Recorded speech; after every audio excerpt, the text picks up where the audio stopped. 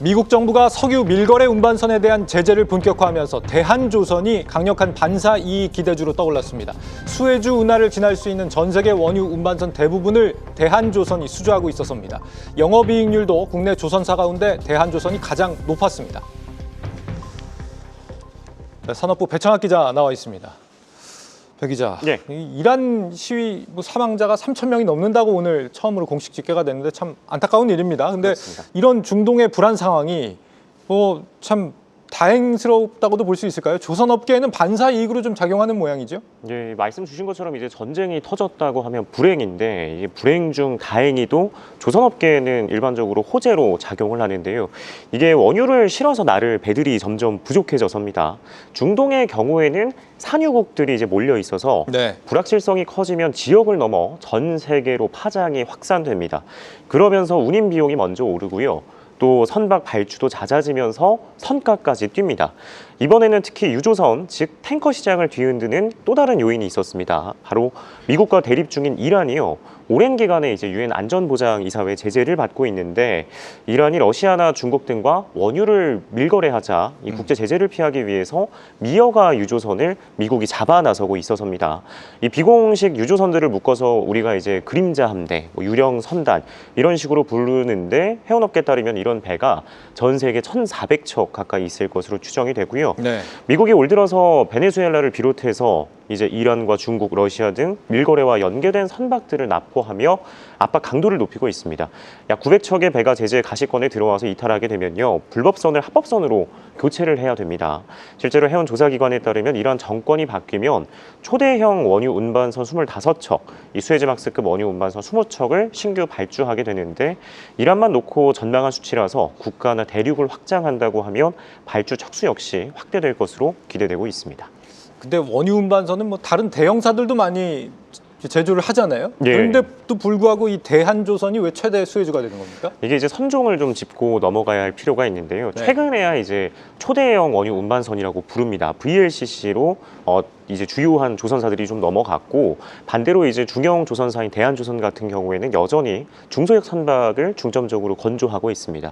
중형 조선사인 대한조선의 주력 선박은요. 앞서 말씀드렸던 것처럼 수에즈막스급 탱커로 그림자 선단의 상당수가 해당 선종입니다. 이게 수에즈 그리고 막스 영어를 합친 말인데요. 원유를 가득 실은 채 수에즈 운하를 지나서 운반할 수 있는 배로 15만 톤급 전후입니다. 이전에는 대한조선뿐만 아니라 우리가 흔히 알고 있는 현대중공업이나 하나오션, 삼성중공업도 건조하던 선종이었는데요. 그런데 이제는 대다수가 수에즈막스급보다 큰 VLCC라는 초대형 탱커로 눈을 돌렸습니다. 대한조선이 빠르게 빈자리를 채웠는데 실제로 현 시점 기준요. 전 세계에서 발주된 수에즈막스급 탱커가 5척인데 무려 4척이나 수주를 했고요. 경쟁 상대가 중국 조선사였습니다. 그런데 이란과 마찬가지로 국제제재 발목이 잡히자 대한조선이 이제 입지를 공고히 하고 있다는 점을 좀 엿볼 수 있는 대목이라고 볼 수 있겠습니다. 이 조선사 수주하면 꼭 따져봐야 되는 게 제값을 주고 수주를 했느냐 이 부분일 것 같은데 이 수에즈막스급이라는 게 요즘 이 수익성이 좀 상당하다면서요? 네, 맞습니다. 일단은 수에즈막스급보다 VLCC가 돈이 될 것이라고 생각을 하고 이제 대형 조선사들도 넘어갔던 건데요. 네. 이 유령 선단, 앞서서 말씀드렸던 그림자 선단의 대다수가 수에즈막스급으로 구성이 되어 있습니다. 이게 밀거래를 하던 거다 보니까 크기가 조금 작다 보니 오히려 이쪽이 좀 두각을 나타내고 있는 건데요. 그래서 고부가 가치 선박이 아닌데 어느 때보다 비싸게 팔리고 있습니다. 지난해 같은 기간만 해도요. 찾아보니까 약 8천만 달러 초반대였던 가격이 올해 이제 같은 기간에 신조선가가 8천만 달러 후반대로 10% 가까이 늘었고요. 수요 대비 공급 부족으로 1년 사이에 값이 폭등했는데 잘 아시는 것처럼 환율도 급등하면서 조선업 특성상 받는 돈의 액수도 나날이 불고 있습니다. 여기에 수요 대비 이제 공급이 부족하다 보니까 우리 중고차가 이제 신차의 가격을 좀 넘어설 때가 있잖아요. 이게 시간을 조금 앞당기기 위해서인데 이 중고가가 이 조선에서도 신가를 좀 뛰어넘은 점을 주목할 필요가 있습니다. 오늘 오전에 좀 취재를 해봤습니다. 예. 한 외국 해운사가 최근에 한 조선사를 인수했는데 과정에서 기존에 짓고 있던 수에즈막스급 탱커 2척이 있어서 이것도 좀 사야 했습니다. 그래서 구매를 했는데 현재 이제 8천만 달러 후반대로 구성되어 있는 이 가격보다 더 비싼 10,000달러 가까운 고가에 적당 매입을 한 것으로 확인이 됐습니다. 중고가가 신가보다 더 비싸게 주고 샀다. 예, 10% 넘게 더 비싸게 주고 네. 산 것이죠. 그래서 이제 배가 없어서 못 사니까 이 선주사들 입장에서도 이제 웃돈을 쥐어주고서 쓰고 있던 배라도 구매하고 있는 것을 알 수 있습니다. 그 수익성이 좋은 선박을 거의 대부분 수주하고 있는 회사가 이 대한조선이다. 예. 당장 그러면 이제 실적으로도 확인이 가능해지겠습니다, 앞으로? 예, 맞습니다. 이게 한마디로 환골 탈퇴를 했습니다. 불과 10년 만인데요. 네. 좀 아픈 손가락이었었던 대한조선이었는데 지금은 우리 국내 조선사에서도 1등 수익률을 기록하고 있습니다. 보시는 것처럼 제조업임에도 불구하고 조만간 25% 영업이익률을 기록할 것으로 예상이 되는데 얼마나 반전을 쓰고 있냐면요. 과거의 업황 악화에 따른 실적 부진으로 2010년대 고강도 구조조정은 물론 이 산업은행의 관리도 받았습니다. 그런데 지난 2022년 투자회사인 KH에 매각되면서 빠르게 자리를 잡았고 지난해에는 중형조선사 중 처음으로 코스피 시장에도 상장을 했습니다.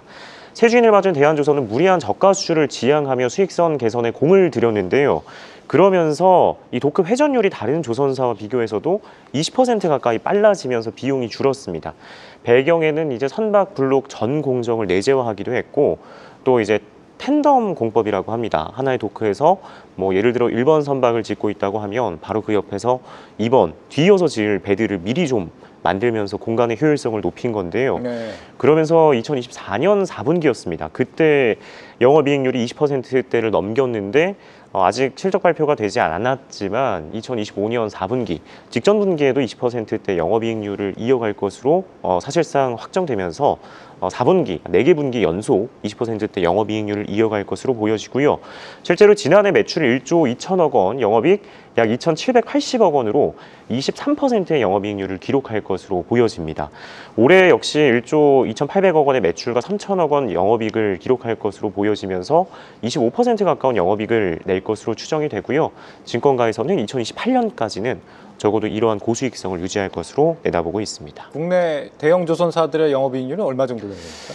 이제 HD현대중공업과 하나오션 같은 경우에는 이게 특수선이 좀 묶여 있다 보니까 수익성이 좀 떨어지는 부분도 있긴 한데요. 한 15% 전후로 알려져 있어서 근데 20%가 넘는 영업이익률. 예, 25%도 이제 목전에 두고 있어서 고수익에 대표되는 조선사라고 볼 수 있을 것 같습니다. 네. 법정 관리라는 아픔이 있던 회사였는데 이렇게 새로운 도약하게 계기가 될지 기대를 해 보겠습니다. 배창학 기자였습니다.